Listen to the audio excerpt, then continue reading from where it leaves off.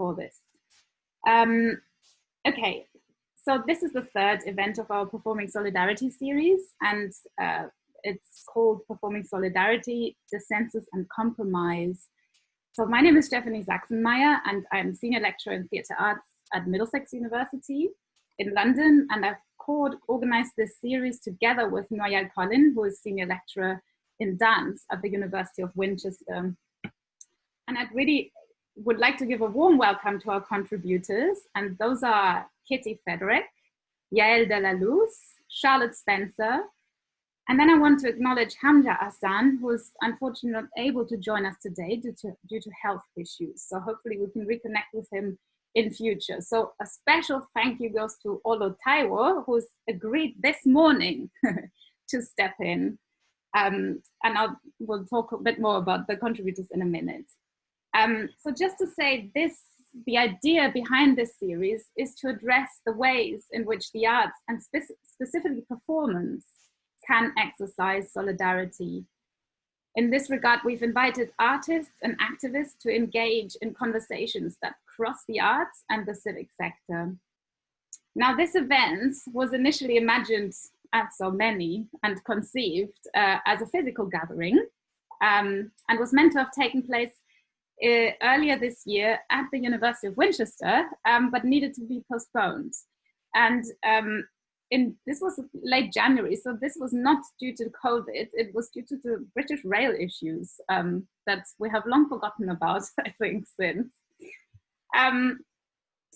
Now, we find ourselves obviously in an altogether different situation since then. And although many of us will by now dearly miss the kinds of exchanges that seem only possible when gathering in person, we thought we would embrace the situation and move online, which of course also offers advantages in being more inclusive in view of issues of economics, location, childcare, etc. So a quick couple of words about Zoom. If anyone joined late, just to emphasize again, this event is being recorded, so adjust your contribution according to your own preferences. And we'd like to ask all participants to please mute themselves when not speaking, so that gives better sound quality, obviously, to those who are speaking.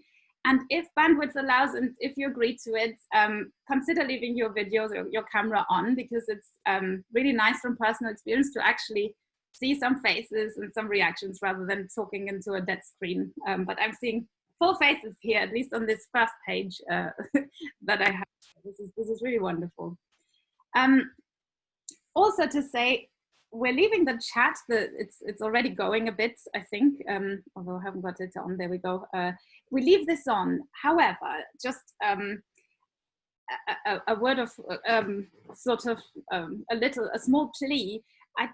It would be really lovely to avoid too heavy conversations that are taking place in parallel. We really do actively invite to post questions into the chat or comments or any requests for clarifications of anything that anyone mentioned. And especially if you do not want to voice these yourselves. But otherwise, I think hopefully we can just try. If you would like to contribute, we'll open up the space later on.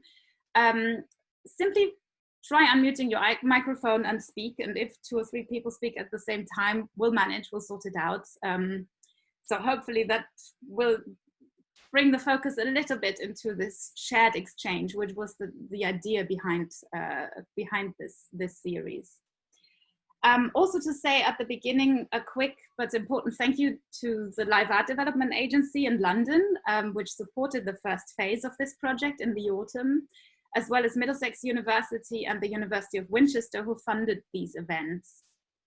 And since it's sort of an ongoing series of exchanges for 4 events in total, this being the third, Noyale will now provide a very quick outline of previous events so that we can have, some of people here have attended all of them, some are new to this, but just to get a sense of these sort of ongoing conversations, as even though the environment is changing so rapidly. So over to you, Noyale. Thank you, Steffi, and thank you all for being here today. and to share this virtual space with us. So I will start summarizing key ideas from our two last events by saying that the different ways that we have talked about solidarity have been reflecting the practices of our speakers. So in our first event, we focused on the idea of making common cause with Noyale Colin, Lena Semic, Jamal Harewood, and Elena Suarez, who I think is with us. I can see her. So I'm just going to offer a little rhythm about the things that have been talked about. So we talked about solidarity and space. We explore how a space can be at the center of a practice of solidarity. That space being a venue, a street, a radio show, a journal, a rehearsal space. We talked about solidarity and the everyday, including motherhood, migration, migrant, and what happens when artists enter local politics. How can that be seen as a performance practice? We talked about solidarity and audiences, how audience relationship in participatory performance can be seen as a way of performing solidarity. We talked about solidarity and playfulness, game strategies around aiming at challenging hierarchical relations. We talked about solidarity and bodies, how solidarity can be a response to an injustice and express an embodied witnessing of that injustice. In our second event, we focus on the idea of self-organizing and self-instituting with Jun Lingo, Sheila Gelani, Rosalie Schwecker, and Jen Trowell from Platform. Then and there, we talked about solidarity and care, the exhaustion of the artist, each other's well-being, the emotional commitment to affect change. We talked about solidarity and joy, how to organize ourselves around joy. We talked about solidarity and money, how money is at the heart of why people can do things. We explored alternative waging system for self-organization as a strategy against short-term actions. We talked about the need for long-term actions. We talked about solidarity and experiences of privilege. Can privilege transform into a force of resistance? We talked about solidarity and networks. How do you link network of solidarity between different social contexts? We talked about solidarity and consensus and how consensus does not work with rebellion. And this might be a good transition with today's focus on dissensus and compromise. So I'm going to pass it back to Stefanie, who's going to tell us a little bit about dissensus and compromise. Yes. Our discussion today. Thank you, Noyale. So dissensus and compromise, which is the sub-theme of today, in many ways relates to also issues of togetherness, to collectivity and collective action. And as part of being together and organizing ourselves together, it seems important to ask then how differences are being encountered and negotiated. What spaces for valuing differences can be created? So as we did mention before, we're now obviously finding ourselves in a radically different situation to when we started this project. Last autumn, Brexit was a major concern in view of presenting us with much uncertainty with regard to the future, creating further social division and inequalities. And while the issues related to Brexit have not gone away at all, they currently seem almost overshadowed by other further acute crises. So over the past week alone, solidarity has gained acute relevance in the current protests on racism that are taking place, triggered by the murder of George Floyd, which once again revealed bluntly the deeply rooted racism that of course not only exists in the US, but is practiced on a daily basis in this country and beyond across the globe. Issues of racial inequality are also further revealed as part of the coronavirus pandemic, with more deaths being recorded within the BAME community. So the pandemic also vividly accentuates social inequalities. And in this online gathering today, we'd like to open up the space to collectively identify urgent, pressing questions and agendas, and perhaps begin, or not only begin, continue, everybody does it, but open up the space to ponder together on how a better future might possibly be shaped. Specifically, this project is always concerned with asking what the role of the arts might be in this context. The arts, and in particular the performing arts, are right now more than ever in a highly fragile position during these times of social distancing, in which the whole sector has been basically rendered inoperable. This means that many artists, and especially those working independently, are in highly vulnerable and precarious positions due to lack of work opportunities. So with this heavy and complex backdrop, it's not a backdrop, it's something that we're fully within, but with all this in mind and more, there's environment, there's, anyway, I don't want to get too and without basically losing hope for positive change and developments, I'd like to invite our contributors to introduce us to their work. That's most likely being pre-COVID, nobody can solve all this situation right now, but basically also addressing how their work might align to ideas around solidarity and maybe form expressions of solidarity, as well as perhaps discussing the ways that the current issues affect their own practice and those that they relate with in their profession. And then, so we're going to have each contributor speak and introduce us to their work, and some will share some visual material as well. And then we'll sort of have a conversation between the contributors, but very soon open it up to everyone. And again, another sort of really warm welcome to just basically share questions either in the chat if you feel more comfortable, or basically simply unmute your microphone and make a contribution. So I'm going to introduce our first contributor, and that's Kitty Federick. She's a performer and a creator with a strong interest in the relationship between dance, place, and the mind. And her work is informed by experiences with queerness, mental illness, and neuroatypicality. And I'm gonna mute myself, and Kitty, if that's okay, over to you. Hi everyone. Hi, I'm Kitty. I'm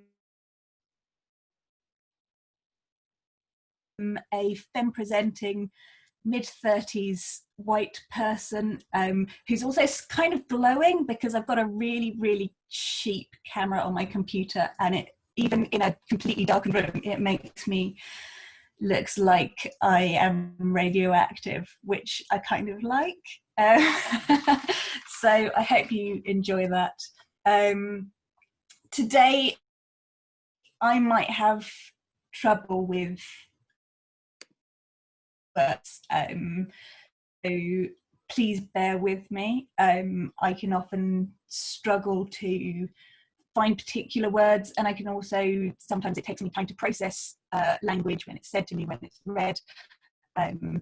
So hopefully I will be clear and understandable, but if I'm not, don't hesitate to ask for clarification, and I hope that that's all good. I've started talking about myself in terms of my access needs. It's because I am an autistic, dyslexic, chronically fatigued, sometimes mentally ill person. I also happen to be queer, gender fluid, Jewish, and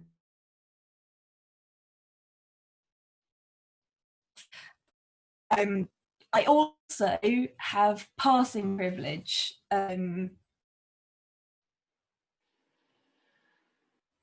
which means that for you to know these things, I have to out myself again and again and again. Every time we interact, I have to say, these are my needs going forward. And as I was growing up, I was always taught that the most important thing was to pass, was to that I would have to work 10 times harder than everyone else, and that was the right way of doing it.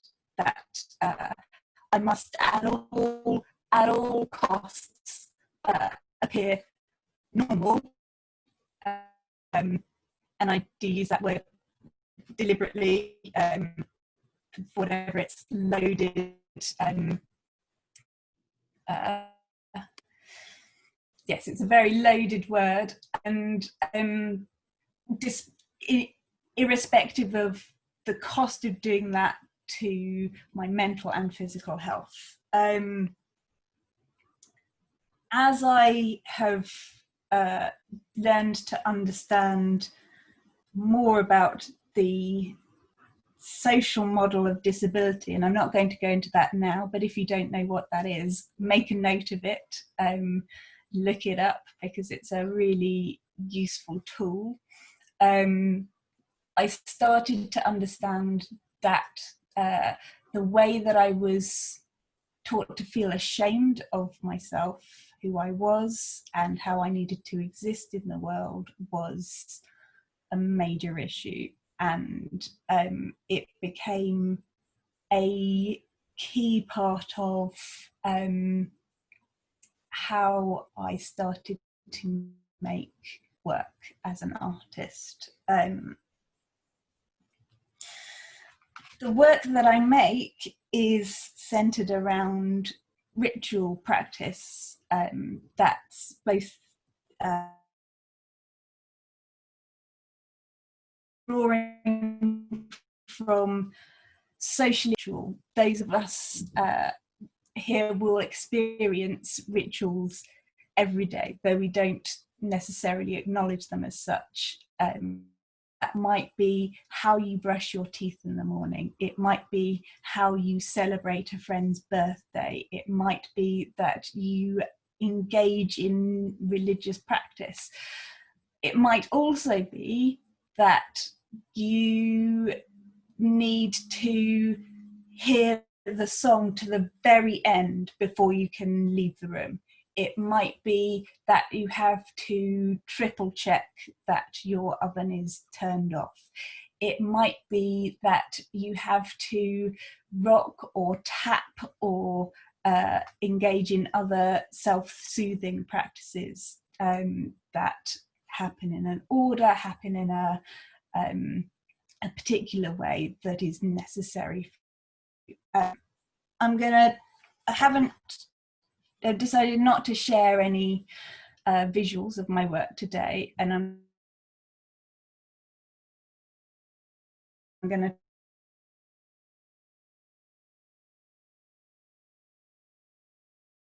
a little bit more about why I've decided not to do that in a while.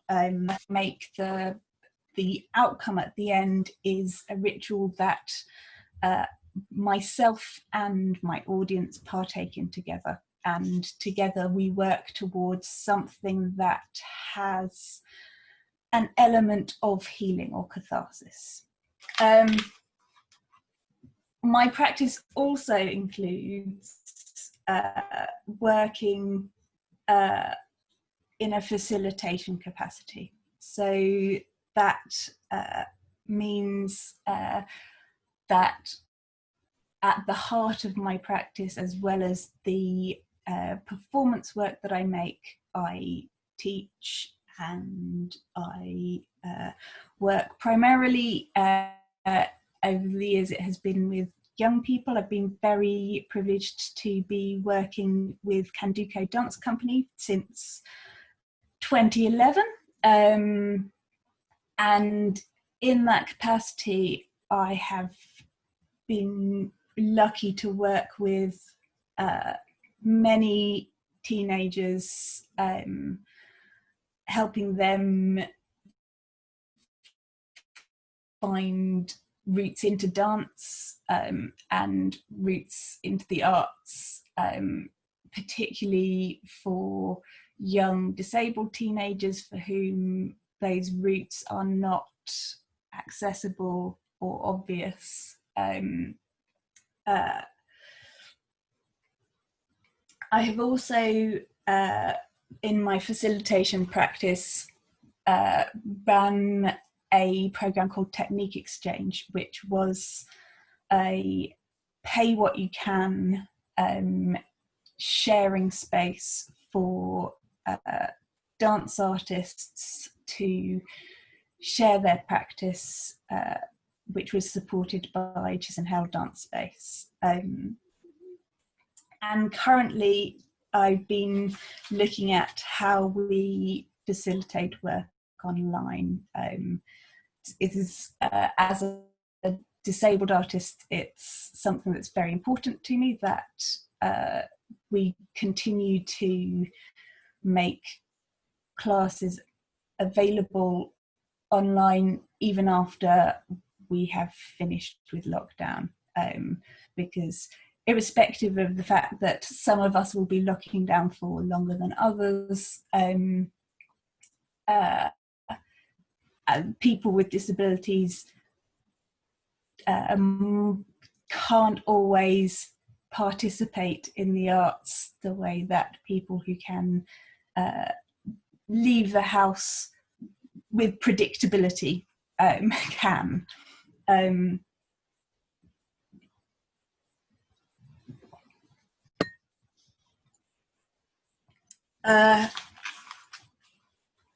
I also have a collaborative practice, which I'm very lucky to do, and I think that's a very key part of my practice, but I'm not going to go into depth today. I'm going to go back to my solo practice, and we're just going to talk for a moment about a piece that I spent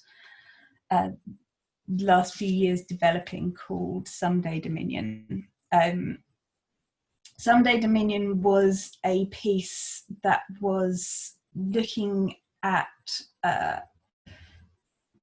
subcultures and our need to belong, find places of belonging, and particularly looking at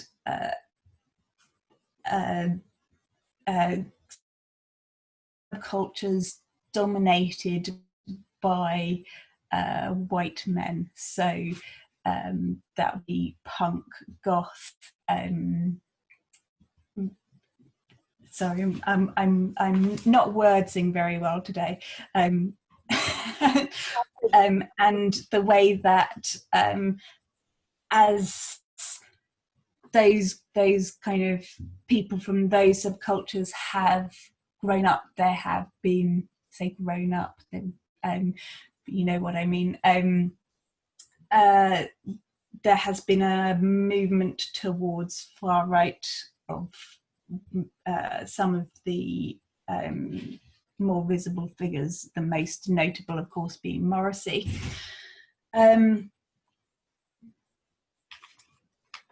I wanted to, as I say, I wanted to talk to you today without using images, because for me, process is the most important part of what I do. The end product is a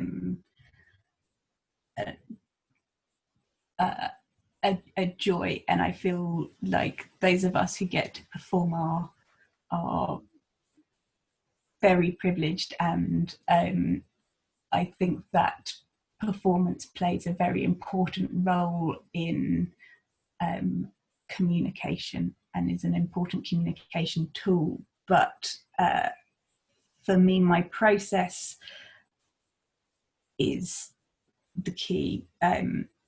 So I worked on Someday Dominion with the support of an organisation called Metal Culture.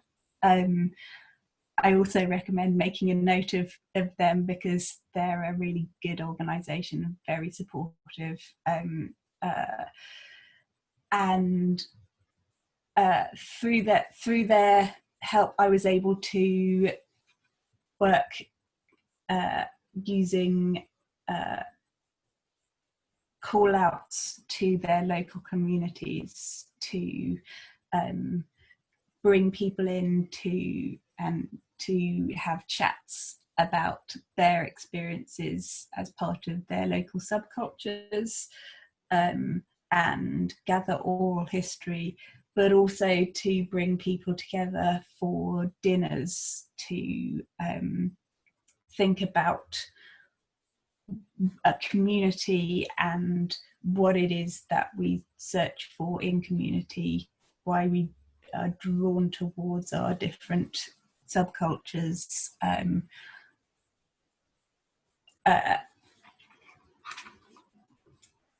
with the aim of finding connections that might last beyond the moment of that project and beyond the moment of performance. I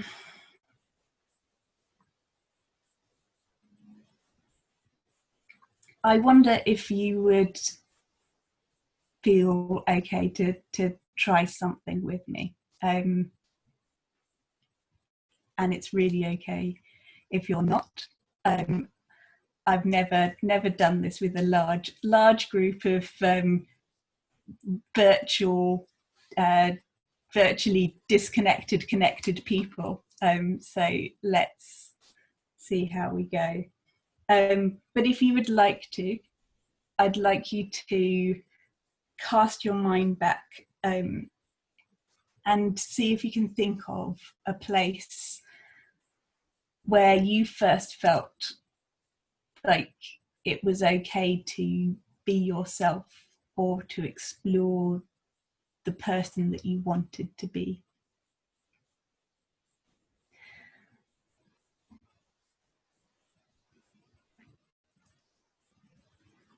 Does it have a particular smell or sound or taste or feel associated with it?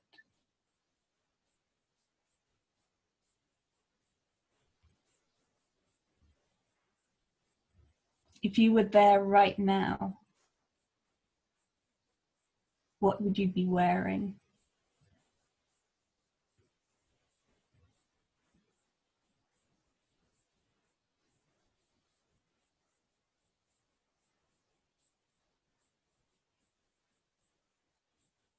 I really wish I could hear your answers.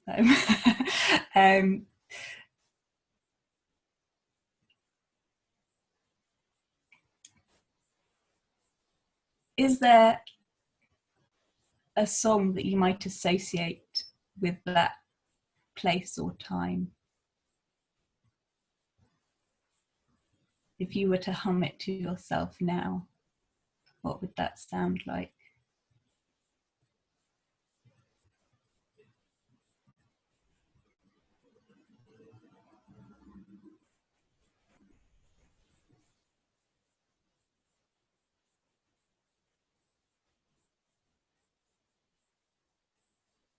What does it feel like to think about that song?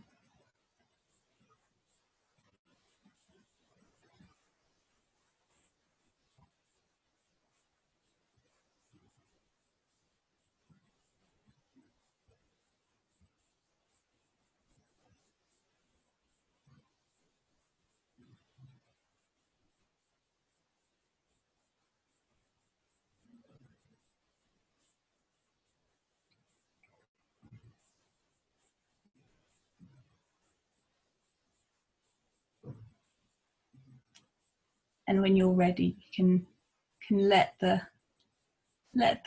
tune go and let it hopefully not earworm you for the rest of the day. Or maybe you can play it for yourself later. Those are an example of some questions that I would start a process that with most people would take a couple of hours. Working with oral history is genuinely it's a gift. People are gifting to you things that were important to them, but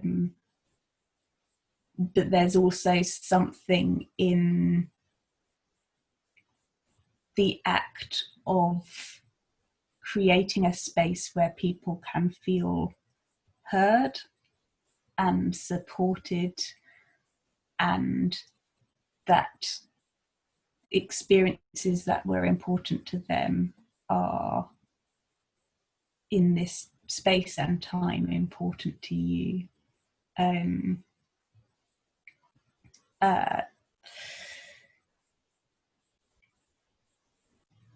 I think that as artists, we're very lucky to have the opportunities to explore those things. I'm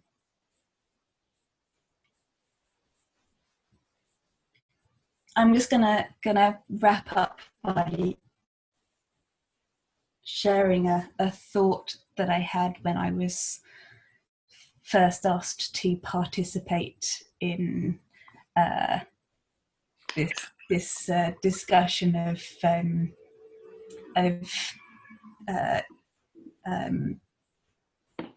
forming solidarity, which is a question of what it is for those of us who do not feel solid to find solidarity. What are the ways that those of us who are ill or insecure, what are the tools that are available to us to continue to participate and find what we can offer to our communities. Thank you. Thank you, Kitty. Thank you very much. We're going to go to, so we'll come back to what you said. Yeah, we'll unpack some of the ideas, I'm sure, later on. But we'll go to Rahel now. I'm going to introduce Rahel. I can't see everybody well, but I think, yeah. Rahel, so if you unmute yourself, is a Mexican historian, writer, and activist based in London. She has been part of international inter-religious movements, campaigns of social and racial justice, and coordinated international efforts for the rights of migrants between the Mexico-US border. She has been a grassroots educator for 20 years, giving talks and workshops in Mexico, Central America, Spain, and the United Kingdom. She's a founder and columnist of Femino Praxis, an online magazine written in Spanish, and currently coordinates the project Women Weaving Change, amongst other initiatives. Thank you.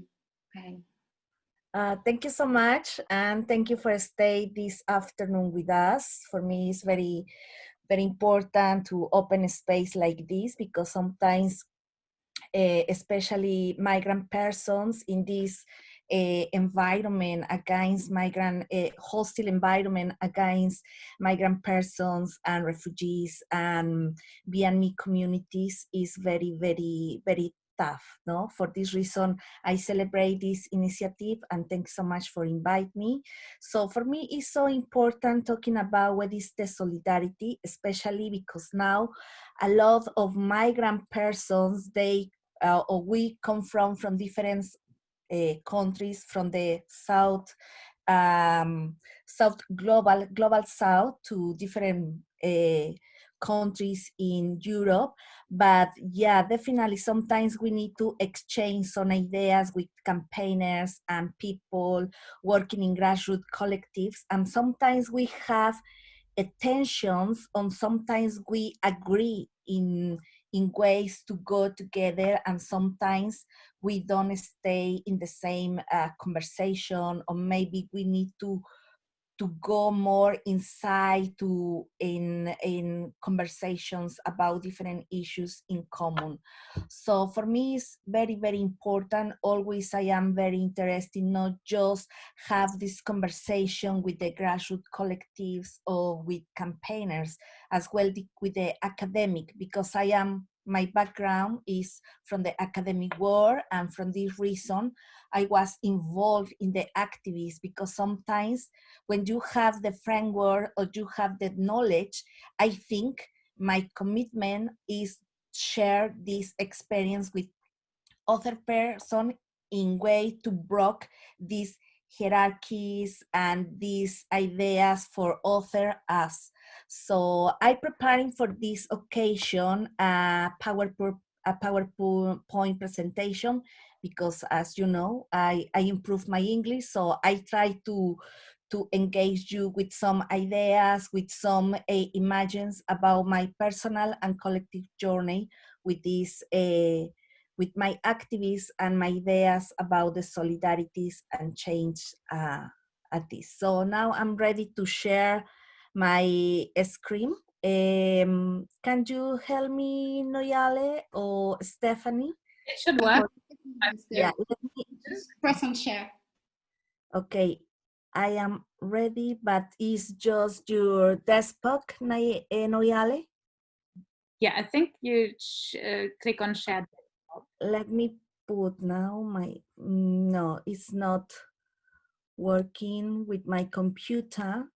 So I try, oh, thank you. I think now I'm ready. Hold on, because, okay. Performance solidarity. Okay, so I think now I'm ready to work. Okay, can you see me? Can you see my presentation? Not yet? Not yet. I think now is fine. Yeah? Yes. Can you see? Perfect. Yes. Okay, this is me, and I share with you some pictures about my activists and campaigners in London, in Mexico, and my own experience. Because when I came to UK was because I made a hunger strike, because the government don't give me my spouse visa 5 years ago, because was the hostile environment against migrant persons. In this occasion, my family was here, and my 2 children and my husband. My husband is British citizen. He born in this country, and I went to Mexico to make my documentation to come with my visa, and for 2 occasions, the British government refused my applications. For this reason, I was waiting for a year with 2 months in Mexico, and in one moment I say, it's too much. I need to do something to demonstrate and all the world what happened with United Kingdom, because this is for me a racist politic with the migrant person. So in this moment, just my only way was to make a hunger strike for a week, and then the British government give me the visa. And for this reason, when I come to United Kingdom, I feel so upset with this political situation, but as well I feel more strong with this compromise with my community, especially because the Latin community in United Kingdom is now the second more bigger minority in London, but we continue very, very invisibilized and very discriminate. For this reason, my commitment with my community is very, very strong. So I am activist because for me it's not a career, it's not hobby or something to pass the time. For me, activist is promoting personal and collective change in private and public space to make our existence visible, and existence make be survival, marginalization, pain, discrimination, deshumanization. Activism is my response to the oppressions that go through my body, my spirit, my territory, thinking in my body like a territory. and my daily life. When I take the streets, I exercise my right to exist and the desire to be free. It is a collective desire. I live, resist, write, and participate in collective space where hope is the light that illuminates the path. Justice, YouTube, I don't know. So being an activist is because I come from a very poor context background in Mexico, and as well I was Protestant when the majority of the persons, they are Catholic in Mexico. And for me, when I was a child, I have a lot of struggles because in the schools, in the social space, and as well in my own church, I was living a lot of discrimination because I am woman, for my social class, for my body shape, no, because we have a very strong stereotypes about what is the beauty body, and for my religion, and as well because I am survivor from domestic and sexual violence. As well, because I am a critical thinker, and the intersectional approach is part of my framework to understand my oppression and privilege. And as well, because I am dissident from my religion's tradition, because in one moment I was thinking, this is too much, this God want a lot for me, and I am human, this is too much for me. For this reason, I decide to be to build my own way to believe. For this reason, I am dissident. As well, I think I am no conforming person. And I had the opportunity to take part in many activism space. I went to United States for a month, and we crossed all the country thinking about what happened in Mexico, especially now with the war of drugs and the relationship between United States and Mexico. And I think this experience opened more my eyes to thinking about the solidarity between or beyond the borders, beyond the cultures, especially with people of color, because in this moment I was understand what happened with the Black and Chicano and Vietnamese persons living in United States. And when I came to United Kingdom, I think a similar experience was coming on. For this reason, for me, was so interesting to participate in many grassroots experience. In Mexico, my activism was about the social injustice, especially for my background, no, because I was very involved in collective efforts, fighting against poverty and denied basic rights, like water access, security in the streets, vandalism, and discrimination. As well, maybe you know, Mexico now is one of the most dangerous country in Latin America to be a woman. And for this reason, we have a lot of feminicides and as well trans feminicides. And I take part as well in social movements like ecumenical efforts, environment crisis, and international campaigners.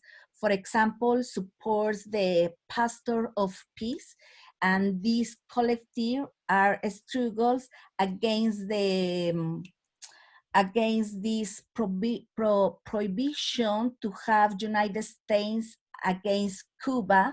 So we build effort to push more this deny this prohibition from United States to Cuba.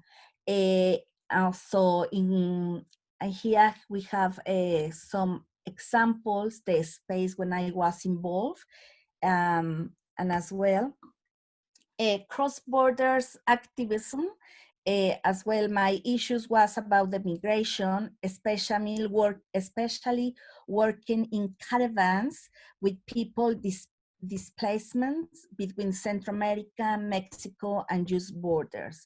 And in this way, I understand more about what happened with the racism, classism, discrimination, and what happened with all these guns on these, with these guns go from United States to Mexico, and what is happening, especially with the local drug wars and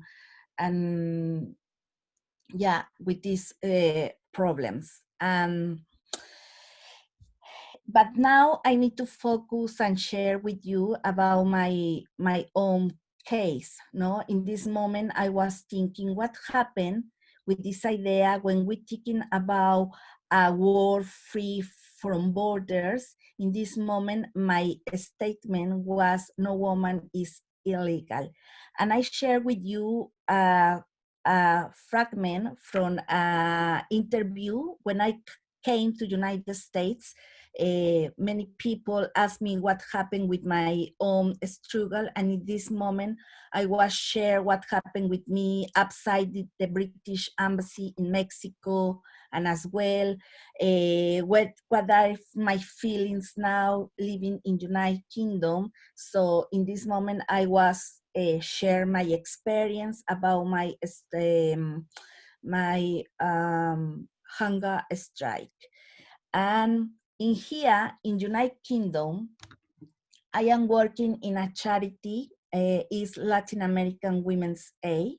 And in this space, I have the privilege to coordinate a woman change maker program. Is a special program with women from my community go and stay together fighting against isolation, discrimination, sexism, racism, and as well thinking about what is our presence and our power in this country. For this reason, this program is more or less around a year with 12 workshops, and each workshop have different topics. For example, in one session, we can talk about the intersectionality, and in other workshop, we can talk about ancestrality. In other workshop, we're talking about memory and diasporic issues. So the idea is create a collective power, and then, if it is necessary, fighting for all rights in this country. So for this reason, I am so excited to take part in this program. I am running this program for 2 years.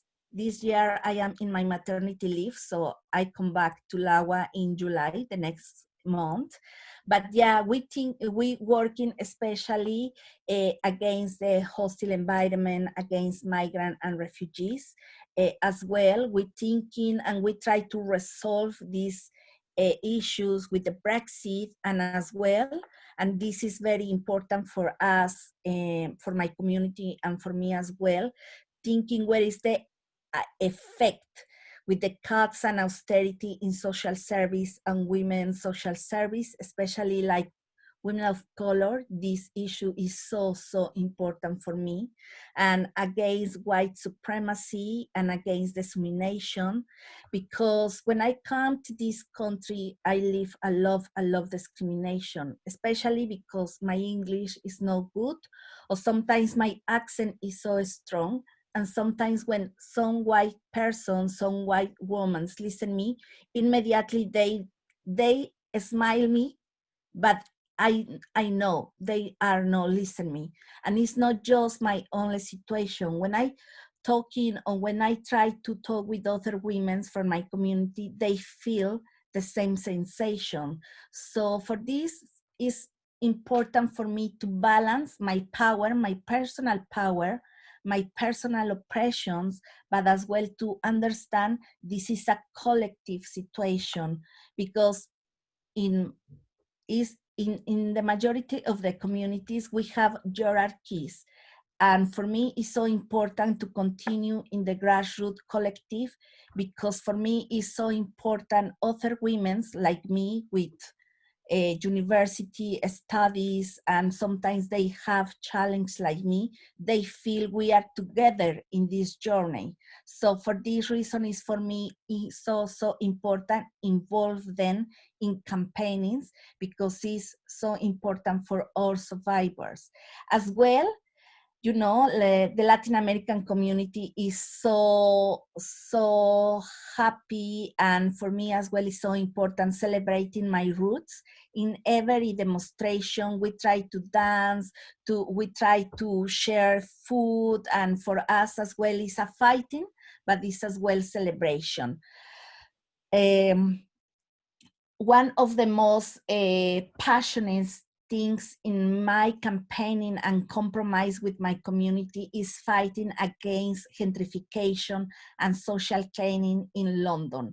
I take part in many campaigns, especially supporting the Pueblito Paisa campaigning in Seven Sister Market, in Haringey Council, and as well in Elephant and Castle, because you know the gentrification basically is part of this politic to put more in front to whiteness process and whiteness politic and invisibilize people of color like me. And as well as I had a lot of solidarity between migrants, not just here, as well I continue take part in crowdfundings with my community, especially in Mexico. When we have many problems, we try to create a space between many Mexican women living in UK, try to make algún effort in arts, in crowdfundings to donate money for our country or for other different efforts. And as well, in this part of my work, I have a lot commitment with the feminist cyber activists, because I believe all my representation matters. For this reason, I have with other Mexican women a magazine online is Feminopraxis, and although this magazine, we have we join and many campaigns, and as well I try to demonstrate where is my struggle, like Mexican migrant living in UK, because many women or many persons in Latin America believe, you live now in United Kingdom, your life is resolved, you don't have any struggle, you don't feel more oppressions. But no, the idea is to share this oppression, to be a migrant woman in this country, and maybe I have other privilege, but I continue with other oppressions. The idea for me is create or to build a solidarity beyond borders, and I think the cyber activist is one of the most powerful resources and tools we have to communicate and create more solidarity, you know? And for this, Feminopraxis is so important for me. I think maybe this second part I share when the questions or comments they come in, but it's more about what is my idea about the dissensus inside the social movement and grassroots collectives, and as well my idea about what the solidarity can be organized and performed through the art, action, and cross-borders community. But maybe in the second moment, in this conversation, I share this with you when the questions, they come in. That's fine for the moment? Yes, that's great. Thank you so much for listening. Thank you, Hel. We're really happy to have you for this. Thank you for this beautiful presentation, and we'll come back. We're going to go to Charlotte. Oops.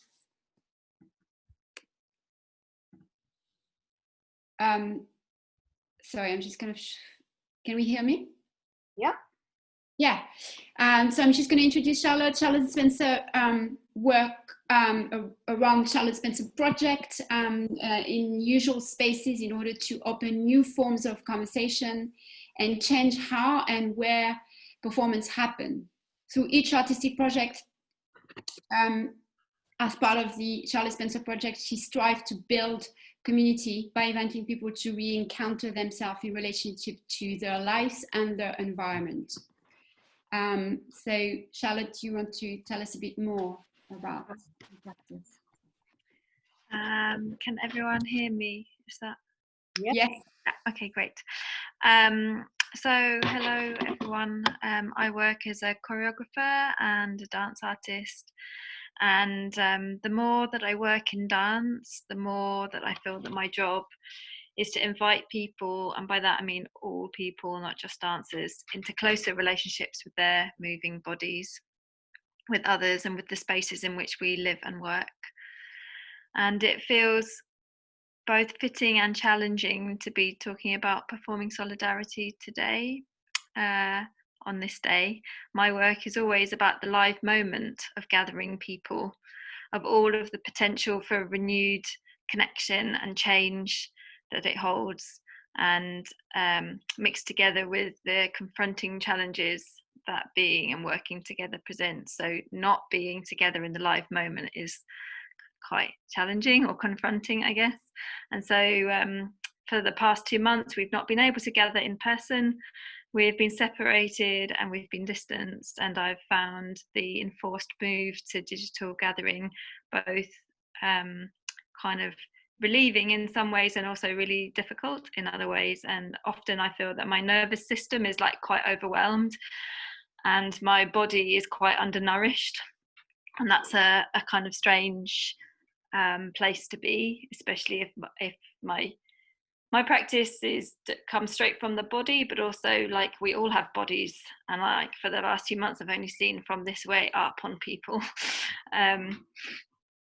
Yeah, and also just to be, I guess, to acknowledge that the eruption of mass gatherings and protests across the US and Europe in response to George Floyd's murder feels even more striking for me, I think, precisely because we've spent the last 2 months in lockdown. And so it feels really crucial right now to find a multiplicity of ways to act and to work in solidarity with Black Lives Matter, to each work in the ways that we can, with the privileges that we have to do our work to dismantle systemic and structural racism, to understand better how white supremacy keeps on working and maintains oppression of the Black community across the world. To know that if we want to tackle climate change, then we also need to directly address racism. And in the context of that, of this anti-racist action that is really urgently required, it's not new, but it's been put in the foreground yet again in these past 2 weeks. It actually has felt quite hard for me to write, like to sort of prepare something for today, to write about my own work relating to solidarity, because somehow it feels not relevant enough, not urgent enough, not good enough. And it's difficult and also important to acknowledge that, I think, and to sit with that and to share it with you all now. It makes me feel quite vulnerable, but I think it's important, and it's made me really think quite a lot about what can I do differently, what can I do better. So anyway, to my actual work. Over the past decade, much of my work, as Noyale said, has focused on developing choreographic performances for unusual spaces that try to build connections between local places and people in order to open new forms of conversation and change how choreographic work is made and where performances happen. Through each artistic project, I think about ways of organising the gathering together of people through action and participation. And in terms of organising solidarity in relation to my work, or how I think about that, I guess I feel there are two separate but linked ways in for me to start talking. And one is about what the performance work itself produces, and the other one is about how I go about making work with the collaborators that I work with. So I'm just going to I'm going to keep talking, but I'm going to put a little slideshow on, which is just some images from 2 particular performances that I'm going to talk about. And they're a bit jumbled up, but the images show both us making the work, the places and spaces that we were, of how we made the work, and some photographs from performances. So let me just find them. Hang on a second.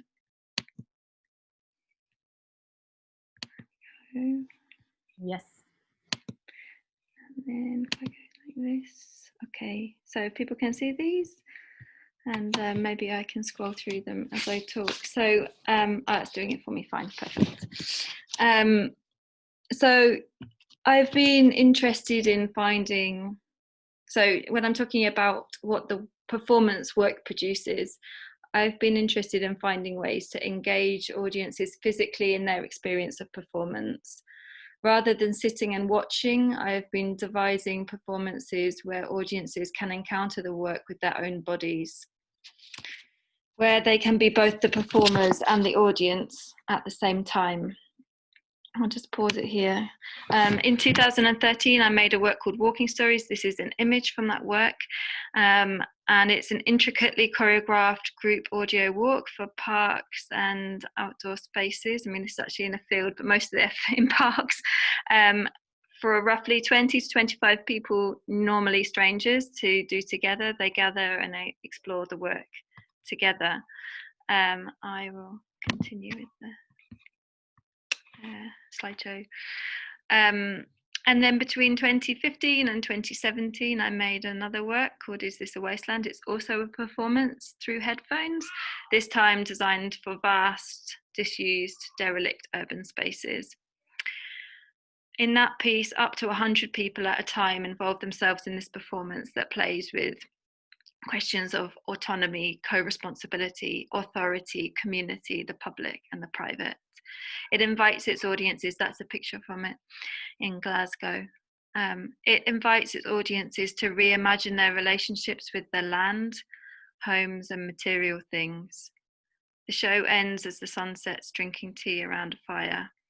These are unlikely places for such gatherings, and in normal times they are also prohibited spaces that we had to spend many, many months and sometimes years. That's why it took 3 years to actually get permission to access some of these spaces. And often what happened was we would nearly get permission and then it would be removed from us or obstructed in some way, and we'd have to find another site, and it happened again and again and again. So that was, I guess it was also about creating spaces which were temporarily available to the public to access, and we particularly tried to engage local residents of those pre-redevelopment spaces to make them feel that they could access that space that they don't normally have access to, and that tomorrow again they won't. In both of the works, Walking Stories and Is This a Wasteland, the audiences gradually realise that they're not hearing the same audio material. In fact, there are many different audio strands and instructions that are playing out simultaneously.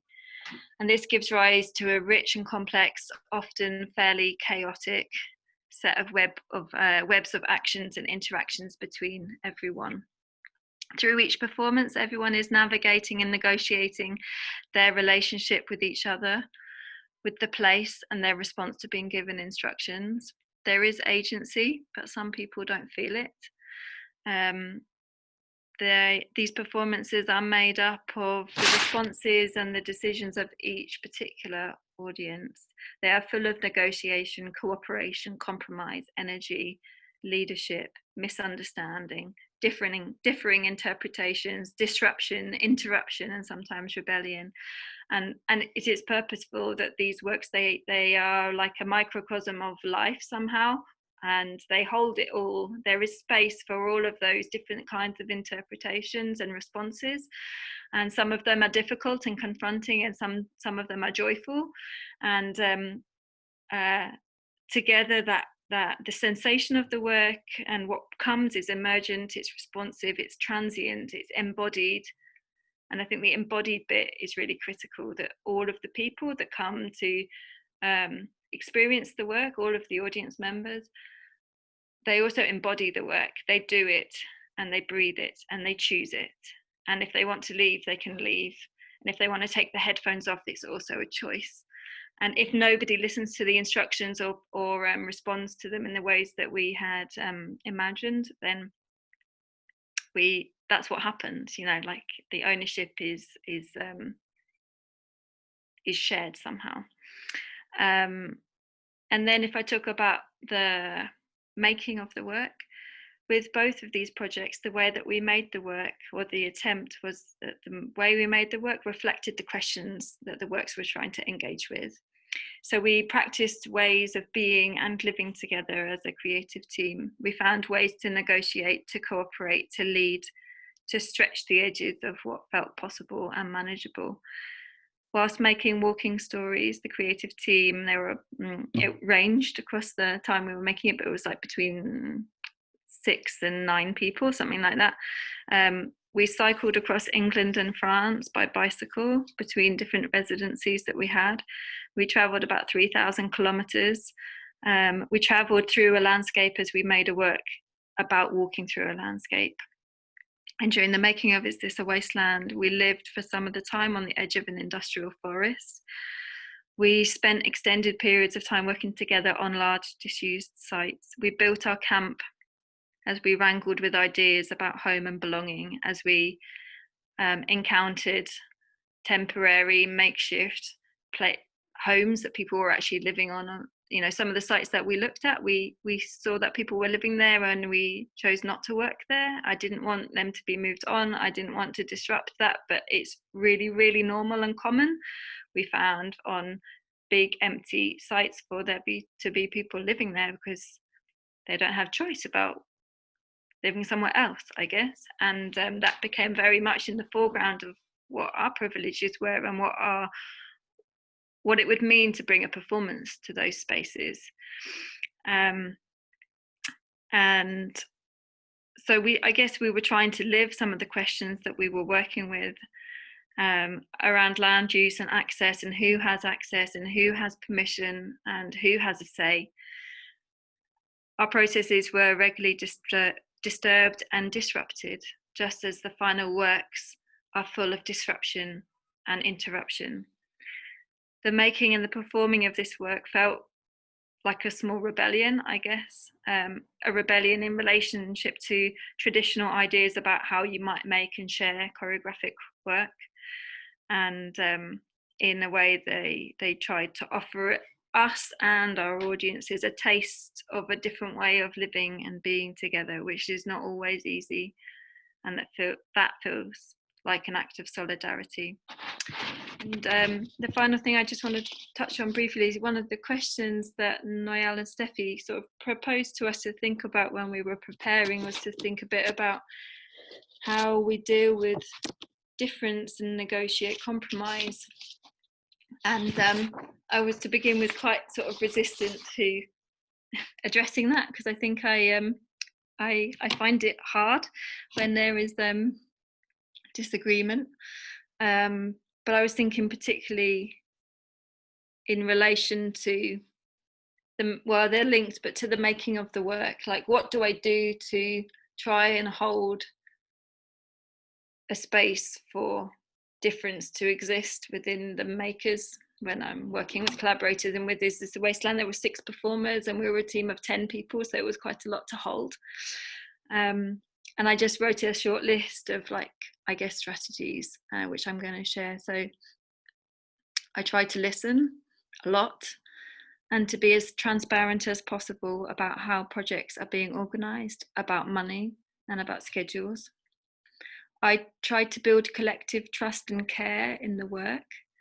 And generally that leads to an environment of co-responsibility, which I enjoy a lot. And I really enjoy this word of co-responsible. What are we co-responsible for?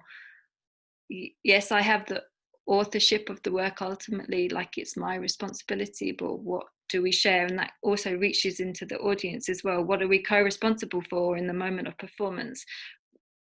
With these kinds of performances where the audience are invited to make the work with us. We try to, during rehearsal periods, we try to practice having a proper check-in every day connecting with, which gives a space, I guess, a defined space for everybody to connect and to talk about how they're doing and not so much about what they're doing. And I always find that a really useful gauge at the beginning of a rehearsal day. I often feel a really big burden of trying to organise the perfect process where everyone is comfortable and happy and fed and rested. And obviously I do try and do those things because I have a vested interest in the sense that I want the people I'm working with to do the best work that they can possibly do. So if they are well taken care of and if their environment is a conducive one, then the likelihood is that they are going to be up for and able to work to their best. But I'm also really aware that so then when people get tired and frayed, I sort of beat myself up that I haven't been able to put together this perfect process. But I think actually that every process actually needs tension and friction, and that the working that out is the work of the work. And if it wasn't there, then actually the work would be poorer for it. And the making of new work often comes with it the unveiling of new knowledge. And surely that's what the making of artistic work is about, is the unveiling of new knowledge. And what do we do with that new knowledge? And if we knew it already, then we wouldn't need to do it. So if we also knew how to do it, then we wouldn't be doing it. I try to be as flexible and as accommodating as possible other people's commitments and lives and capacities. Making performance work is often quite intense and quite a pressurized time. Not enough hours in the day. Working on site is reliant on weather conditions. Looming deadlines are generally not movable because they're fixed performance dates. There are often lots of doubts and questions and oh, hang on. Sorry, someone was ringing me. I apologize.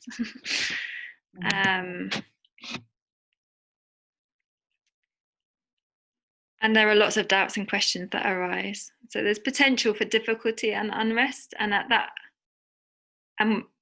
point, and what comes afterwards, which might include a lot of resistance, then I think my main strategy is just to try to listen more and give space. And I think that's enough for now. Thank you so much, Charlotte. Olu, if you're happy to share your work, I am looking at the clock as well, and if it's possible, I mean, I don't want to ask you to compromise in any way, but if it's possible, to keep it a bit tighter so that we have a bit of space for conversation, and just to flag up, if anyone is able to stay a little bit longer here, that you know, at least a few minutes to have an exchange. Just to briefly introduce Olo Taiwo, is senior lecturer in performing arts at the University of Winchester, and worked on identity and performance, and is a well-established performer using digital technologies. And he's engaged with critical debates around the interaction of body technology and the environment. Olu, over to you. I'm going to mute myself. Thank you. Okay. Yeah, so can you hear me? Yes. Yeah, okay. Thank you very much for inviting me. This is it's a bit kind of like ad hoc because I haven't had real time to put something together that's necessarily coherent. But I'll try my best, and I'll try to keep it as tight as possible in terms of time. I also want to start by saying how my heart and my soul and my empathy goes towards George Floyd, and how his experience echoes a lot of our experiences, some of which have been, you know, painted by the media, and a lot of which goes unseen and unspoken. So that's my first in some ways, starting point. My work is varied, from digital work to interactivity, installation. Recently, I've been focusing more on performance poetry, but performance poetry with a focus on the relationship between different movement and performance styles.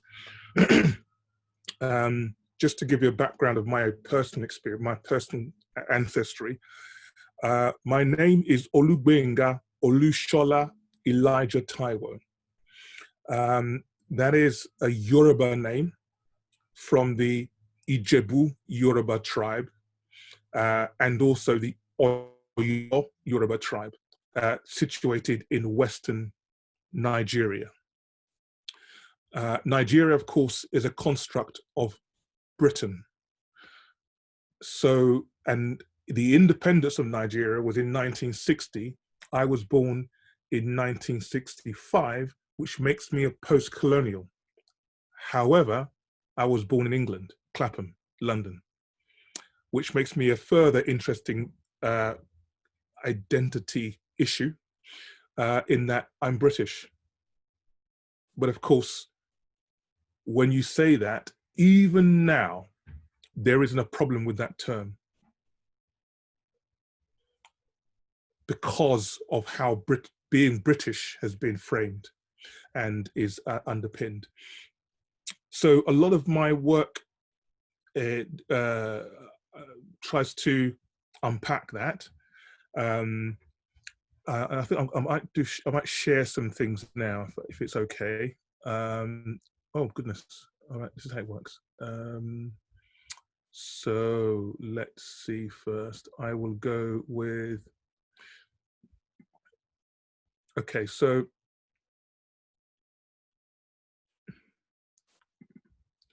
this. Can you see that? Yes. Yeah. Okay, so.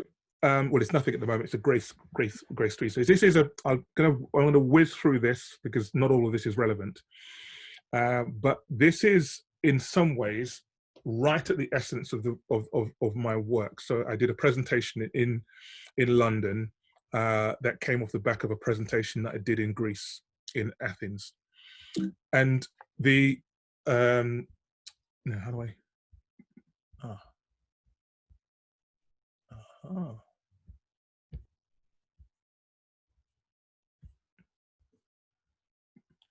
I'm just seeing why I can't actually move on to the next bit.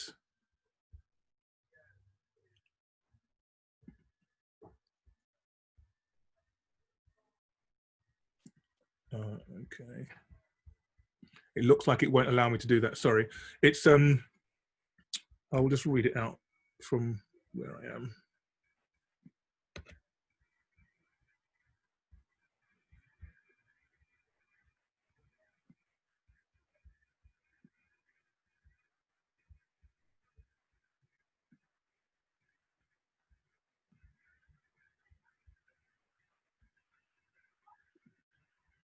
Okay, I did a paper in London called subjugating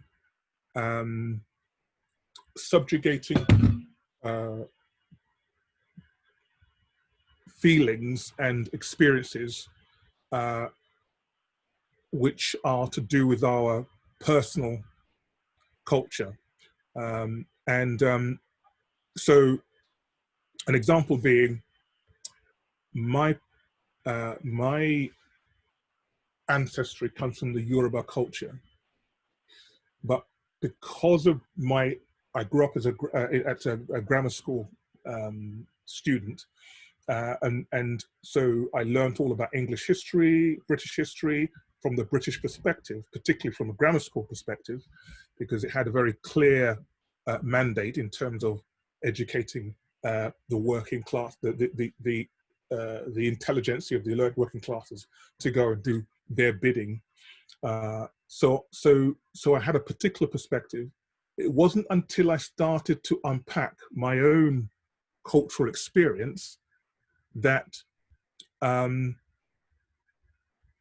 that I was able to interrogate and find out about my own particular history, about the stories that my ancestors told, how they told it, what their imagery is, what their philosophy is.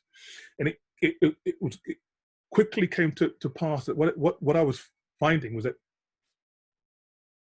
I had a prejudice, personally, I had a prejudice towards my own culture, because the nature of white supremacy is that the progress of history is in a line, and that the Western history is at the apex of that. That's the story. And anything else is a kind of evolutionary dead end towards that. And in that evolutionary dead end, so they belong in a museum. They belong in a museum and they belong in history. But actually the idea of contemporary, being a contemporary artist, means that you have to be involved in the contemporary Western perspective. And so the idea of studying contemporary African art from African perspectives, or even African ideas, would be seen as going backwards.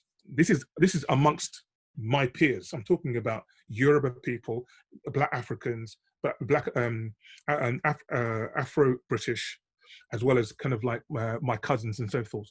This was part of the thing. It wasn't until we started to, and it was an active thing. This is something that didn't happen at school. It was an active thing of decolonializing our own personal curriculum. So I've got a PhD now from Winchester and Plymouth, Southampton University. So in a sense, I've reached the apex of this.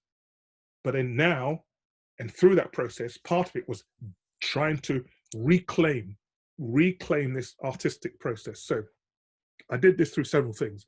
I practiced Tai Chi Chuan, which is Chinese, Buto, which is the kind of Japanese dance. I went to Tokyo and studied with a Buto master there for a while. Capoeira, which is a Brazilian martial arts, which actually comes from people who were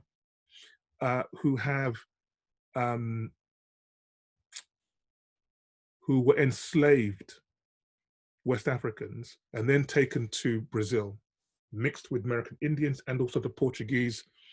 And then you have this capoeira, which is a dance, African dance, sort of, martial practice. I studied that to end.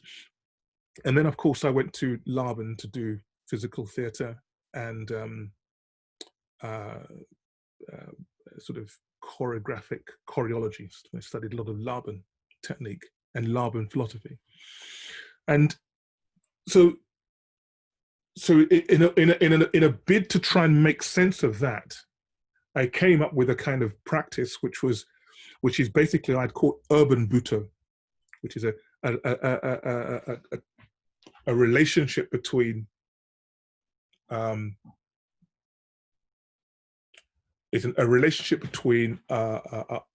my experience as an urban breakdancer, hip hopper, that kind of thing, with all these various cultural forms to create something which is new and different, which is trend. It's not multicultural. It's not intercultural, but transcultural. That was a kind of aim. I wanted it to transcend a sense of culture by being not all of the different things, but something that was new, that came out of a voice, a cry for existence and presence. So urban Buto was my practice, which I do, which is a kind of combination of Buto, breakdancing, body popping, robotics, and capoeira. And the other thing which I studied quite a bit of while I was in Devon, actually, which is interesting, is djembe, percussion, and African dance, particularly bata and Ghanaian dance. So these were all kind of formulated into the practice. So one of the philosophies which was the basis of my PhD, which is this idea of the return beat which is a way of perceiving the way in which the beats occur, how we experience rhythm, basically. And simply put, my experience of rhythm in the context of classical rhythm, in terms of ballet or in terms of contemporary dance, it's linear. So that is, you know, we have a point which says this is the beginning of time, and then between here and here is the next moment of time. So this might be the first beat. The space between the moments are linear, and then the next beat comes across, and so we have 1, 2, 3, and so there's a progression. And of course, we can play about with the kind of the bars, whether they're, you know, and can get these nice complex rhythms, which for me was a very a beautiful way of constructing rhythm when constructing linear forms. But it's very different when you're constructing African rhythms, because with African rhythms, the paradigm and the way we see time and space is fundamentally different. Now, because I grew up in this country, I have a love of that linearity. I have a love of that melody. But the problem is that usually in Western context, they think that is the only way. That is how it is. It's not. The African way is a return beat. And this is, I spent a long time, I spent years trying to come together with how do we make sense of this within an African context. So what is this? So rather than having 1, 2, 3, 4 in a line, what you have is you have a naught, you have a 0, and that 0 is being. Usually with music tends to have something which is, you start it with something that's outside of yourself. It's, then I'm going. So you start 1 and then go. And that 1 is outside the body. With African dance, the 0 is you, your moment, the moment of being. Then you take a breath in, that creates a centripetal line that goes out, a centrifugal, and then from that central, you get to the kind of half beat, as it were. Then from the centripetal, as it returns back to you, we have 1. So the 1 comes after that being. So we have, so I suppose in rock music, they say it's the backbeat, but it's actually, you know, the return beat. So you don't then have a situation where you're going, you know, 1, 2, 3, 4, 5, 6, da da da da da da da da da da da da da. What you have is a 1, 2, 3, diggy diggy diggy 4, 5,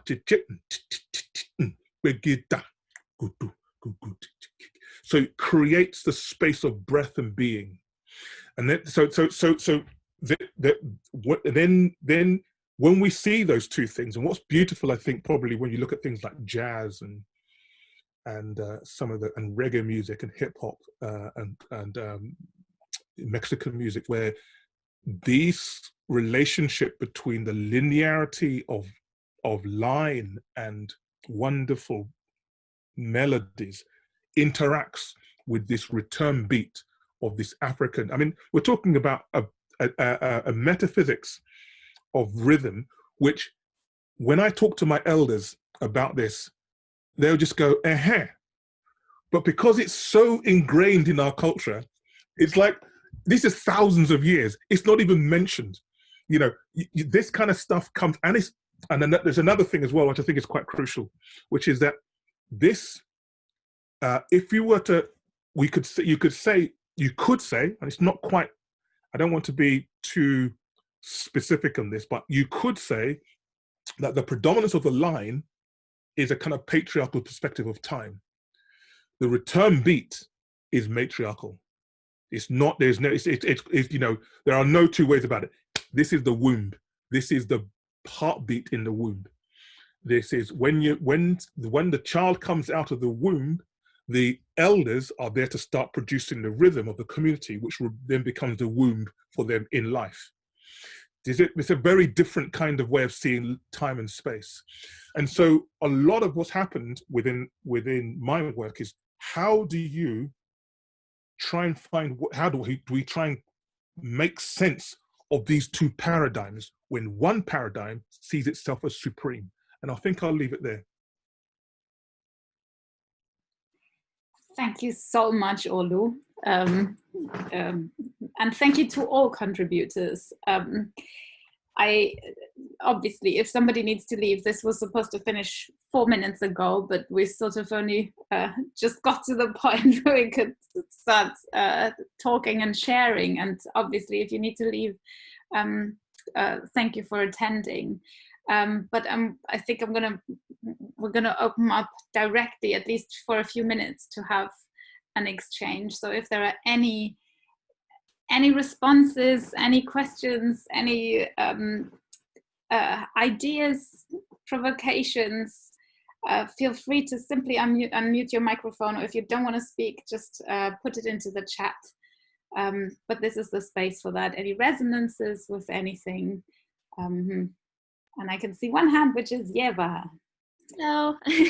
Yeah, I just want to thank every contributor as well. I found it very inspiring. And one thing that resonated with me was I remember I was watching an interview with anti-racism activist from America yesterday on Instagram, and she said this about tolerance. I'm just gonna quote.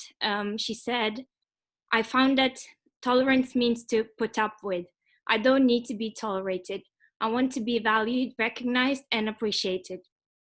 We tolerate ugly things that are going to go away. I don't intend to tolerate anyone. I intend to recognize, appreciate, and value people, not tolerate them. We have to change it from tolerance because the powerful can tolerate, the powerless have to wait to be tolerated." That's end of the quote. And I kind of think what's happening right now is a response of people being tired of just being tolerated instead of being appreciated, understood, and celebrated. And it goes to Black people, people of color, LGBTQ communities, immigrants as well. And I think we got tired also of not seeing change throughout many years. And I think that on some occasions that sadness turns into anger. And also what Kitty mentioned about feeling yourself.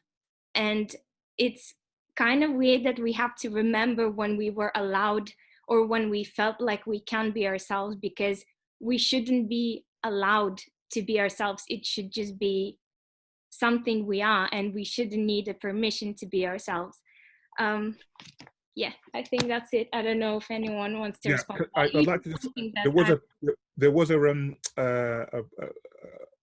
couple of, I think it's a couple of years ago, I took part in a dance discussion, and it was called it was the 3 T's: tolerated, token, and there was another one, tolerated, token, and there was another third one, which and the idea was exactly that.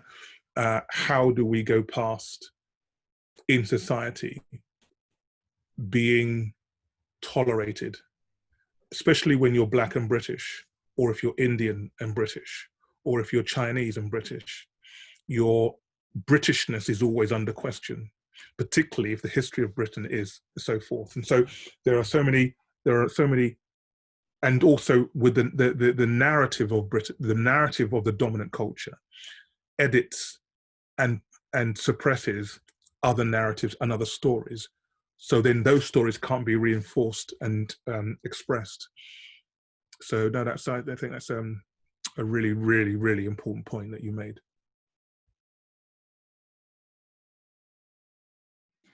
I want to talk a little more about this because, yeah, I think like a migrant people, like a bisexual and queer woman, and as well working in the sector and married with a Black British man.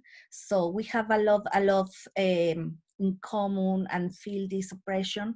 But I think when I try to talk with white people about what happened with us, this this conversation is so very polite, and sometimes I think the white persons, they don't want to involve or take more consciousness about what happened with them and what they are the ways to oppression us, especially these concepts tolerate and is for me so neutral. When you're talking about tolerance, is so neutral. You don't move on in other level as well. When you're talking about the empathy, to be an empathy person, I think this as well very neutral. So I think we need to use other kind of words to take this more seriously, and as well if we want to move in transformative conversation. This is one of the methodologies in the United States. For this reason, I think we need to learn a lot more about the direct action movements, and as well what is the art, the part to the arts in this kind of conversation and transform the world. Because when I came to this country, I think the majority of people to use the arts, especially white persons, they are so polite, they are so institutionalized, and for me, we need to use the art in more transformative ways and put in the front really, really the necessities, and as well the arts and knowledge for other persons as well, like persons, people of color, no? But I think this is very institutionalized, the situation here in the arts, and as well to take part in campaigns and solidarity, no? And I have a question in this way. I have a question for Charlotte. Yes, when you're talking about this rebellion, in this moment, just I was thinking in Extinction Rebellion, no? And this movement, when the white people was the leader in this movement, and sometimes I was thinking, oh, people from the South, global South, on the people of color in this country, we have a lot of knowledge to share, and as well to take part in this kind of movements. But sometimes these white leaderships is like, okay, we try to have this conversation, but we continue like white persons take the relationship and take the leadership in this kind of conversations. For this reason, if you can explain a little more about this idea about the rebellion, because for me, rebellion is really to disrupt the space, to disrupt the power. And sometimes I think it's just, very neutral and continue in the quiet state, but I don't know. Just I am asking about what is your idea and what is the opportunities, or what is this rebellion we use really, really for liberate about every oppression. Thank you. Yes,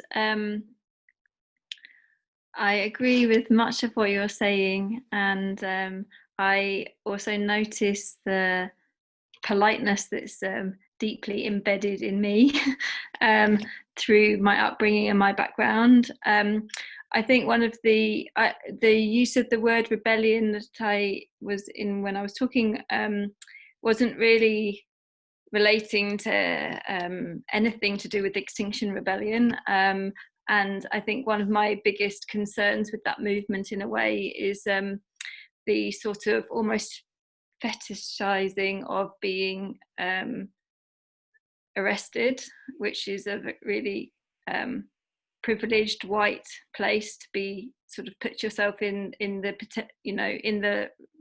space for being available to be arrested, and that's somehow like heroic work or something. And I think that's has been part of the reason that Extinction Rebellion is a very white movement, or so far it's been a very white movement, because it's extremely precarious for people of color to put themselves in the space where they might be arrested. Yeah. And this is like really, really problematic for me, and it's meant that I've not really aligned myself with that movement some aspects of it, yes, in terms of explosion of coverage, but other things really are deeply difficult for me. I think in terms of what I was talking about, rebellion was even like a kind of, or a smaller and maybe even politer version, which was more about really trying to find ways to make choreographic work differently from how sort of the traditionals of how we make dance, like as in a studio, in a sort of enclosed bubble that is not in relationship with the outside world at all, and is a differently very privileged, sometimes really importantly safe space, so that you can actually maybe take some real risks within the studio. But I think in these two works I was talking about, I really tried to move away from that way of making and tried to place myself in the world, like not in studios, so outdoors, in public spaces, or in almost, I mean, like, I guess kind of the work for Is This a Wasteland was not in public spaces. We had to get permission to get access to these non-public spaces, and that was really challenging. But I think what was important for me was not just that the work itself was placed outside of the studio and outside of the normal frameworks for making dance, but also the making of the work was outside of the frameworks for making dance. And so this way of trying to establish ways to live together and to be together in the asking of questions about how do we do things differently, tried to make an environment where doing something differently was possible. And you know, I could have made those, because they're pieces that are on headphones, we could have just sat in our bedrooms and sat on our computer, like making up these audio tracks. Like, we didn't need to be out somewhere else in the wider world to do it, like technically. But I think that it was really important for us to be engaging with those spaces and environments and the people that we encountered, in order that they somehow spoke more widely than what was in our own internal bubbles. And it changed us, and it changed, I think that it gave a grounds for change to happen for all of the participants that came as well, because the experiences were embodied ones. They were physically doing these works, and the conversations that happened afterwards were really quite profoundly moving. When we were making Is This a Wasteland, we spent a month in Corby, which is a town in the Midlands, and our site was this old technical college, the grounds of an old technical college which had been demolished and had been standing empty for more than 10 or 12 years, I think, between the job centre and the cinema. And we were there all day, every day, and we really built strong relations with the people that, for whom it was in the middle of their town, who'd gone to college there. And 18 months after the performance, we went back and we invited the audiences to return with us. We tried to get permission to access the site again, and we were denied permission. So we stood outside and we congregated and we listened to the opening of the audio, and then we went somewhere else that was a public space and had a time reflecting and talking about our experiences and our memories and their relationships and their histories with that site. And people talked about, for example, one woman talked about how she'd gone to college there as an adult to learn to read because she'd never been taught how to read, and that the experience of doing the performance and being able to step onto those grounds again had been really profound for her. And then the experience of not being able to step on again and just look through the railings at that space that was waiting for some sort of development. They wanted to make a hotel, which but can I just, sorry to interrupt. Anyway, sorry. Yeah, sorry to interrupt. I mean, and I hear what you're saying, and my feet, if I get what the essence of your original question, I hear what you're saying, Charlotte, about personal rebellions in terms of, you know, personal transformation, maybe, you know, looking, but that seemed to me, you know, in situations like this, that feels like white privilege. That is, you have the privilege to have that therapeutic internal rebellion, as you mentioned, actually, with the idea of with Extinction Rebellion. You know, that is, that we are all going through this at the same time. But, you know, if I did that kind of thing, you know, I'd have to think about, you know, especially if it's in America, I'd have to think about my life, you know, because, you know, putting myself in that situation, if you're Black, you're risking your life. It's not just about the privilege to protest. And it's quite clearly borne out. And I think that the question about rebellion, then as you articulated, is this thing of degrees. You know, what are we rebelling against, and whose information and stories can we draw upon to aid in that rebellion? You know, the issue to do with nature. In the West, we see nature primarily, and also that is not just nature, but how we relate to people, as things that are separate to us. They're objects outside of the world. These are objects that we can dominate. They're separate, and then we have distinctions with the kind of Aristotelian distinctions of, you have living things that grow, and you have dead things like stone and matter. There are these distinctions. You see, within a Yoruba and other indigenous contexts, that distinction does not exist.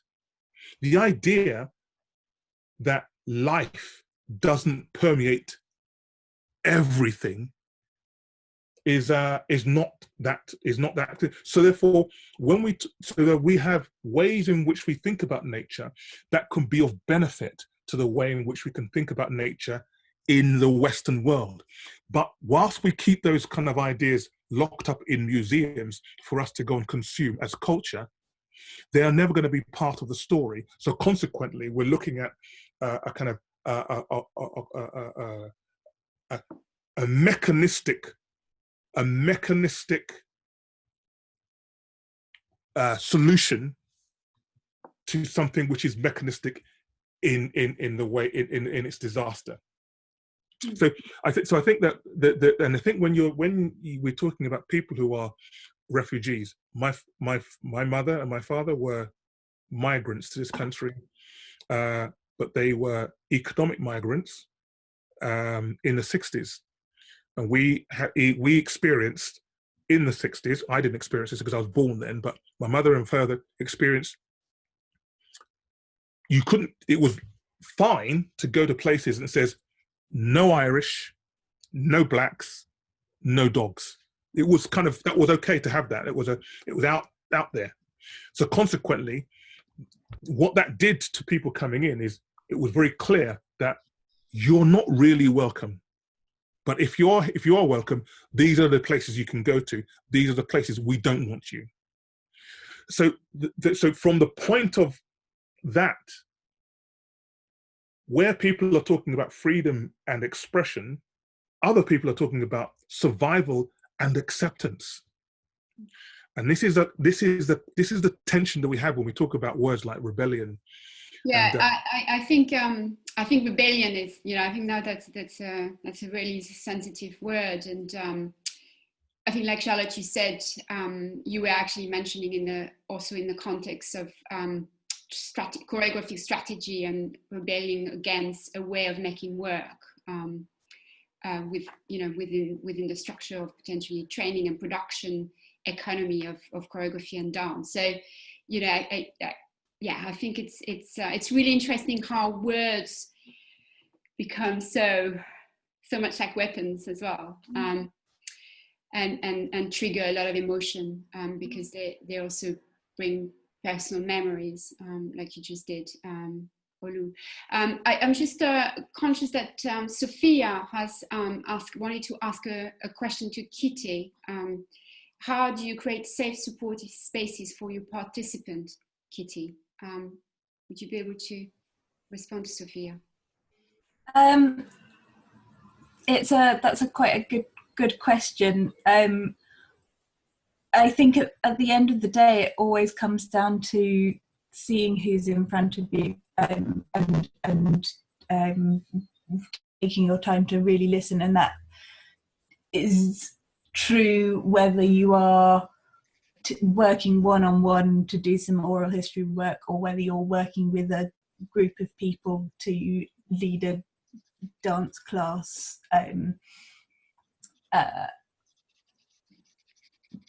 Personally, I always think that we have this idealization of working with large groups of people in the arts. I think because it creates a certain amount of spectacle, and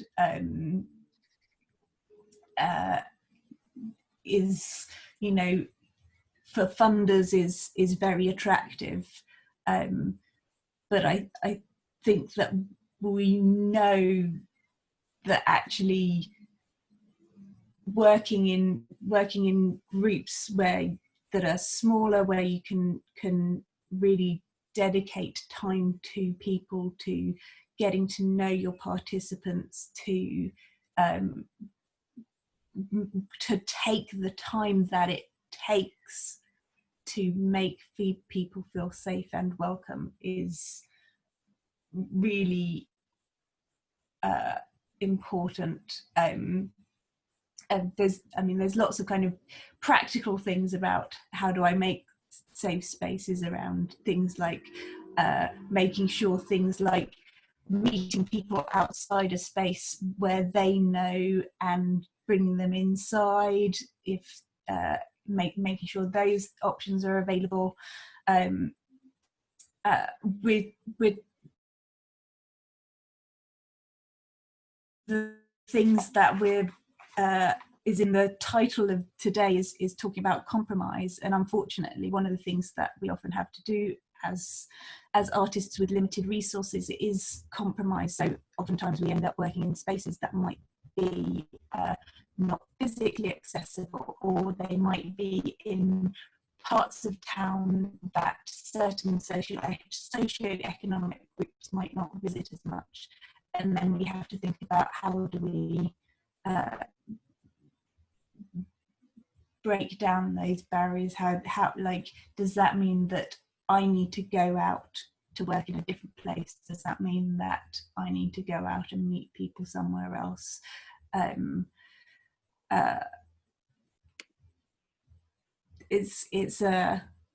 think it's a topic that you can spend an entire whole separate webinar on. So I'm not going to give it any more time, but I hope that's answered the question a little. Thank you. And Angela, you have your hand up, so go for it. And anyone else, raise your hand, we'll make a little queue. Hi again. Thank you to the speakers for sharing your knowledge, expertise, experience with us. So my name is Angela. I am the director of a theatre company, a forum theatre company called Speak Up Act Out. I've worked a lot, based in Brighton. I've worked a lot with organisations and groups and charities to explore themes of oppression, social injustice. How can we get people together? How can we get people's stories out there to raise awareness, so that we can create solidarity, so that we can create all of the wonderful, amazing things we're talking about. And I'm listening now to what we're talking about, and again, the same thing goes through my head. And I question it, and I don't know why I wanted to speak right now, whether it's to ask a question, whether it's to share with you concerns, I don't know, but I'm just going to do it because I've started now. I personally think that the arts and accessing the arts, unfortunately, is a privilege. Doesn't matter where you're from, doesn't matter who you are, doesn't matter, none of that matters. If you can access the arts, that's a privilege. And I see this all the time when I'm working with groups, that trying to reach out to other communities and to people who need it the most is the most difficult. And this is my question, this is my concern, that how do we reach the communities, and how do we, I really struggle to do that. You know, recently I had a performance I created. So I had breast cancer 2 years ago, and during my treatment, I began thinking and talking with other people who had it, and realized that there's a lot of things that we're not talking about. So I created a verbatim performance about breast cancer, and I interviewed different women, different people, and I tried my hardest to include as many diverse voices as possible. And it was hard. It was really hard.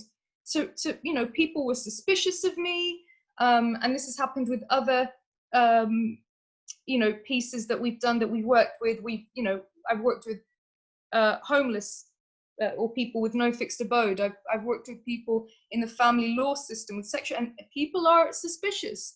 So I'm interested in how we can create solidarity in the communities and with the people that really need it, that need to know that we're here. And I think it's fabulous that we're all here and we're going, yes, we're coming together and we're creating these things, and how can we do it? But I sometimes feel like I'm preaching to the converted. I don't know if anyone else feels like that, but it's a struggle each time that I get an audience, to get audiences that I think this is going to be useful for them. So how do you guys do it? How do we do it? Thank you So, for listening to my rant. I'll just be very, very brief on this, because I know when I go off on one, I go off on one, and I do forgive. So please forgive me. I think that it does depend on what you define art to be. You know, there is high art, there is commercial art, and there is art that happens between people in their homes. You know, they may have their own ways of expressing themselves. So I think that when we, it's again, this, I keep coming back to this concept of, you're right when you say that art is a privilege, because we've made art into something we consume, and then we tell people what is consumable, and actually don't consume that kind of art. That's just low art. That's bloody popular art. No, what you want is, you want to go to the art center and see something which is really good for you. That's a good diet of art. And if you want to get to some ancient art, go to the museum and you'll see some Greek and Roman and maybe some stuff from Syria, and that's even better art, because it gives you a nourishment and the basis of civilization. So I think that's one thing, how what paradigms we are operating on with art. And there are, you know, when I went to art college, I'd come from Deptford. I was involved in art at home, listening to music, doing street dance, break dance, and those kind of things. When I got to art college, the art that I was presented with, I knew nothing about. So suddenly I was a Philistine. But actually, as far as I was concerned, I was full of art, full of various things. And so I think that there is it's the same sort of thing of you know, I mean, on a very simple level, you know, when people came to Africa and they heard the drums and they heard a language, and they go back and say, oh, they don't have any music, they just hit wooden things and make lots of noise, and they don't have a language because we can't understand what you're saying. Well, just because the Western ear was not familiar with the complexity of the rhythms and not familiar with the language syntax, it was dismissed. Olu, I'm going to cut you, and we're going to go. Angela, is that okay for Raël to answer or to respond to your question? I think. Just raise your hand. No, maybe you. Yeah. Yeah.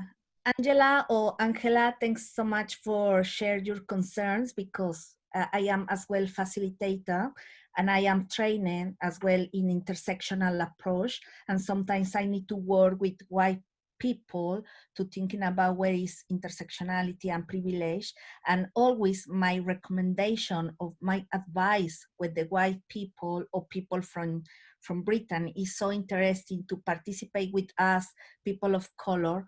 My advice is open your space, open your acknowledge with us, and as well you need to recognize sometimes the power dynamics, they are not very easy to break, especially because now people of color, they are more consciousness about what is the colonization and what is the approach, because unfortunately, the history have a lot of facts when white people stole or acknowledge.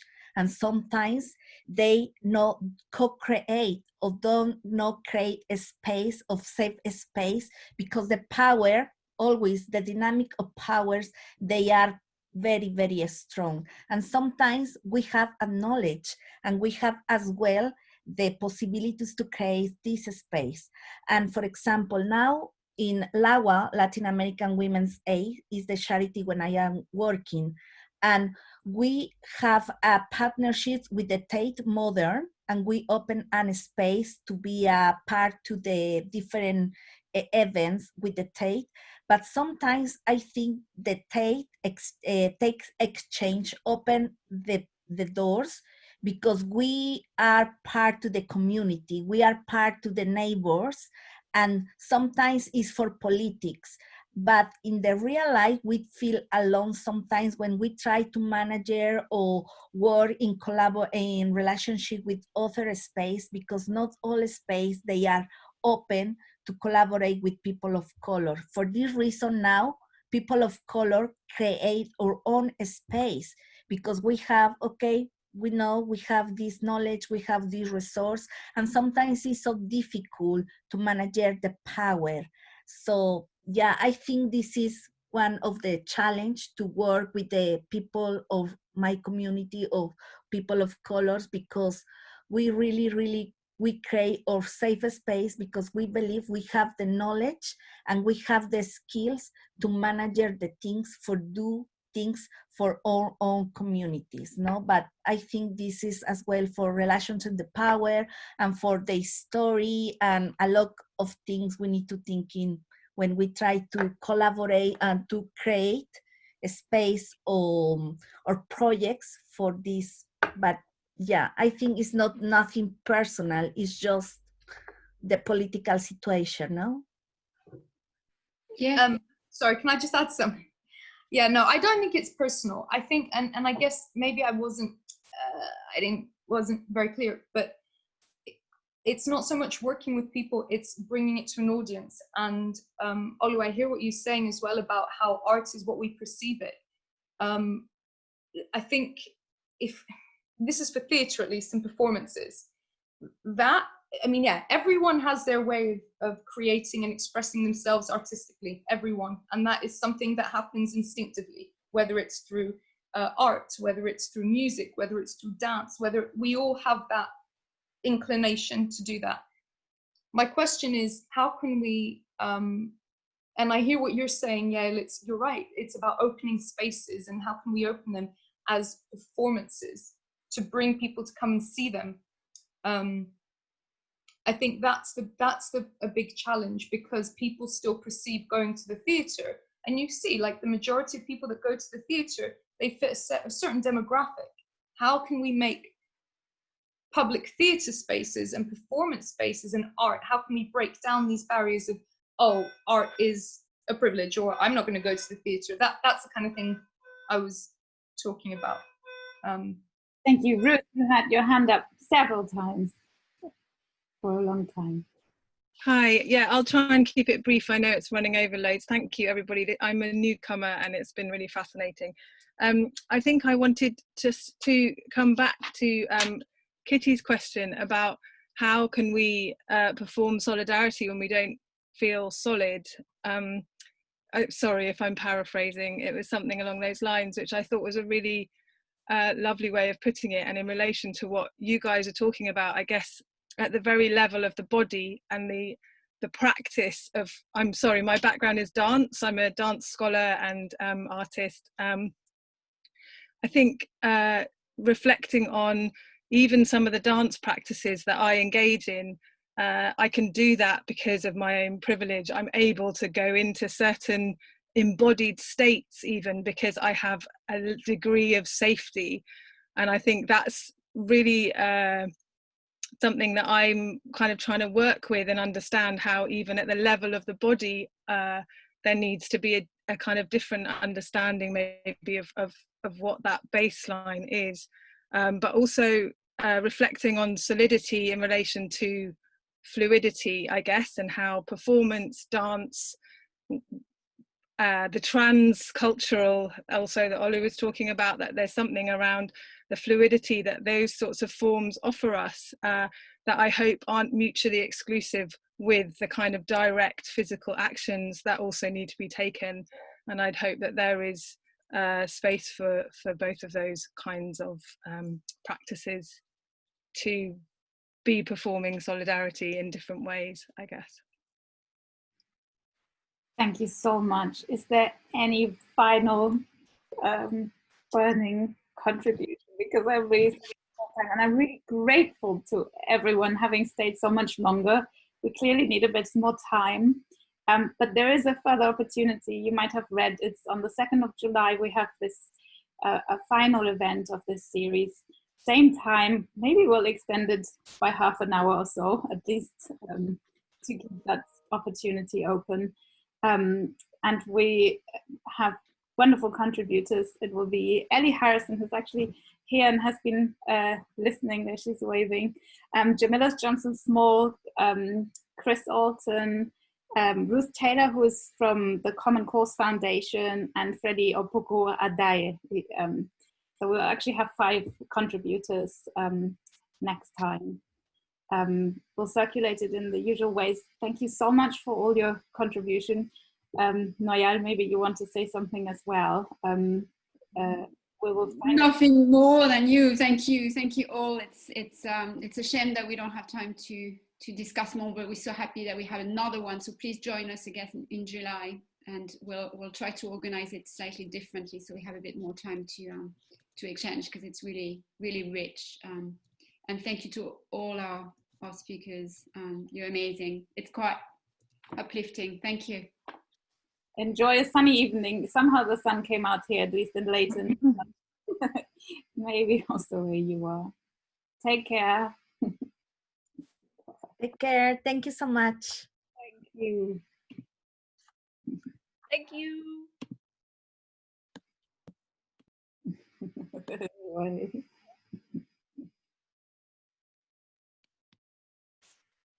I don't know how you finish something. Here we go. Just was there. So the others have probably walked away from their computers by now or fallen asleep. Oh. Yeah. I'm gonna let everyone drift out.